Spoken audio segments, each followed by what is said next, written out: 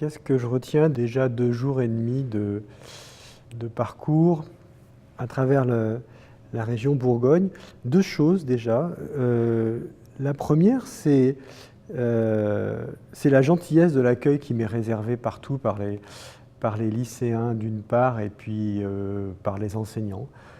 Et la deuxième chose, c'est de découvrir l'attachement et la proximité des enseignants et des documentalistes vis-à-vis de leurs élèves, et puis la véritable volonté qui les habite de leur faire découvrir des choses, d'essayer de les aider à ouvrir leur esprit et peut-être d'aller à la rencontre d'eux-mêmes. En fait, la littérature me semble un biais idéal pour ça.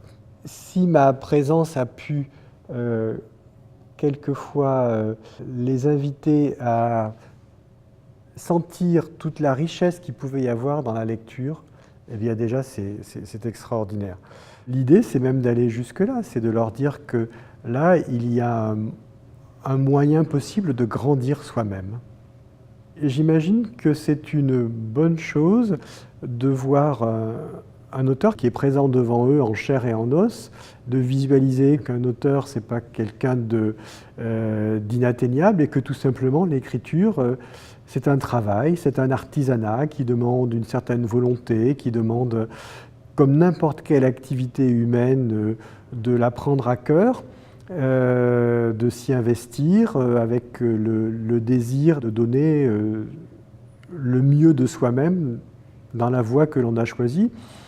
Et ça, c'est pas propre à la littérature, après tout, c'est dans leur vie, ils rencontreront ça également. Et la vraie satisfaction qui nous est offerte, est-ce qu'elle va vraiment au-delà que de faire les choses du mieux que l'on peut? J'étais vraiment très content, là, dans le train qui m'amenait jusqu'ici. Je me dis, bon, je vais rencontrer les jeunes gens, comment ça va se passer? Je n'en sais rien. Ça sera nécessairement très bien, parce que de toute façon, il n'y a pas d'idée de maître et d'élève, rien du tout. Il n'y a pas de positionnement de rôle particulier, celui qui écrit, celui qui lit.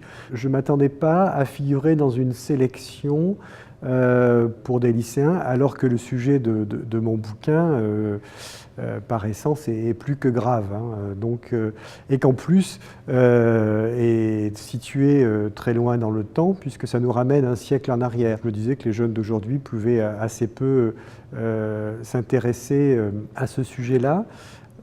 Donc j'étais un petit peu surpris. Et puis dans le deuxième temps, j'étais ravi parce que je n'avais jamais fait de rencontre de jeunes lecteurs. Il n'y avait pas de volonté de didactisme dans ma démarche, mais d'échanger avec eux d'une manière très ouverte sur la lecture, sur ce que peut apporter la lecture, et puis l'intérêt quelquefois de regarder l'histoire telle qu'elle a été pour mieux se connaître et mieux comprendre notre monde moderne. Et ça sans didactisme aucun, uniquement à travers des échanges d'égal à égal.